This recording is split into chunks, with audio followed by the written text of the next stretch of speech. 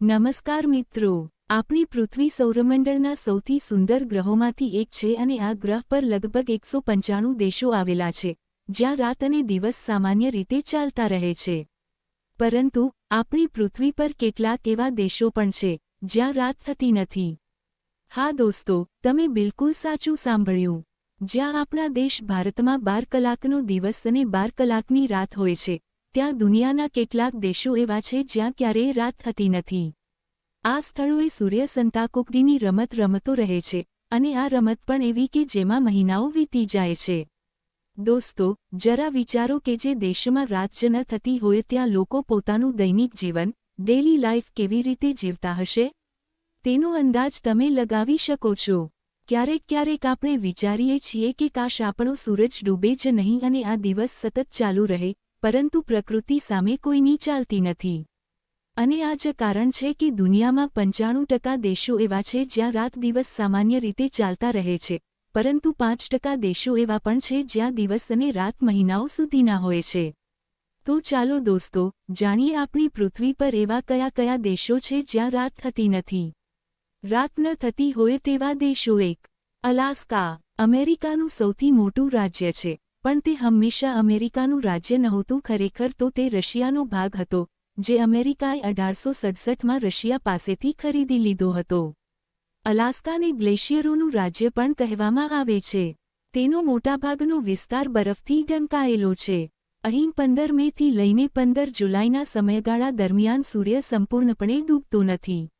એટલે કે અહીં થોડા સમય માટે રાત તો થાય છે, પરંતુ અંધારું થતું નથી. અહીં લગભગ રાતના બપોરે 12:30 વાગ્યે સૂર્યાસ્ત થાય છે અને 150 મિનિટ, અઢી કલાક પછી સૂર્યોદય થઈ જાય છે. 2.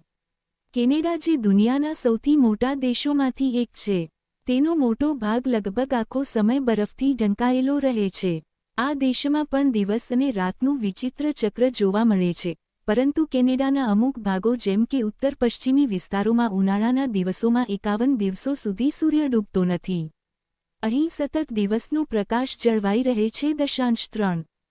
ફિનલેન્ડને તળાવોનો દેશ પણ કહેવામાં આવે છે. દોસ્તો, આખી દુનિયામાં સૌથી વધારે તળાવ તમને ફિનલેન્ડમાં જ મળી રહેશે. ઉનાળાની ઋતુમાં ફરવા માટે ફિનલેન્ડને સૌથી યોગ્ય જગ્યા માનવામાં આવે છે. આ જ કારણ છે કે અહીં મોટાભાગના પ્રવાસીઓ ઉનાળામાં જ ફરવા આવે છે. ફિનલેન્ડમાં ઉનાળાની ઋતુમાં લગભગ 80 દિવસો સુધી સૂરજ આથમતો નથી. રાતના સમયે પણ સૂર્યના કિરણો અહીં પડે છે. પ્રવાસીઓના શોખીનો માટે ફિનલેન્ડ સૌથી મનપસંદ જગ્યાઓમાંથી એક છે. 4. આઇસલેન્ડ યુરોપના ઉત્તરીય છેડે આવેલો એક નાનો દેશ છે, જેની વસ્તી યુરોપના સૌથી ઓછી વસ્તીવાળા દેશોમાંથી એક ગણાય છે. અહીં 15 મેથી લઈને જુલાઈના અંત સુધી સૂરજ ડૂબતો નથી.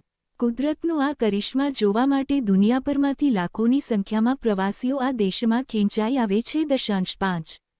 નોર્વે વિશ્વના સૌથી સુંદર દેશોમાંથી એક છે, જેને મધ્યરાત્રિનો દેશ પણ કહેવામાં આવે છે. કારણ કે આ દેશ આર્કટિક સર્કલ હેઠળ આવવાના કારણે અહીં દિવસ અને રાત સામાન્ય કરતાં થોડા વિપરીત હોય છે. અહીં મે મહિનાથી લઈને જુલાઈ સુધી, એટલે કે લગભગ 90 દિવસો સુધી રાત થતી નથી. દોસ્તો, અહીંનું હવામાન 90 દિવસો સુધી સાંજ જેવું રહે છે. એટલે કે ન તો સંપૂર્ણ અંધારું હોય છે અને ન તો સંપૂર્ણ અજવાળું. સતત એક જ જેવું હવામાન 90 દિવસો સુધી બની રહે છે. 6. સ્વીડન, અહીં મે મહિનાથી લઈને 20 ઓગસ્ટ સુધી સૂરજ ડૂબતો નથી. એટલે કે લગભગ 100 દિવસો સુધી અહીં સૂર્ય આકાશમાં દેખાતો રહે છે. વૈજ્ઞાનિક કારણ તો દોસ્તો, હવે તમે વિચારતા હશો કે આ દેશોમાં આખરે રાત કેમ નથી થતી? તો હવે હું તમને તેનું વૈજ્ઞાનિક કારણ જણાવું છું. પૃથ્વીનું માળખું. આપણી પૃથ્વીનું માળખું ગોળ છે અને તે પોતાની ધરી પર ફરે છે, અને સૂર્યના કિરણો પૃથ્વીના અડધા ભાગ પર સતત પડતા રહે છે.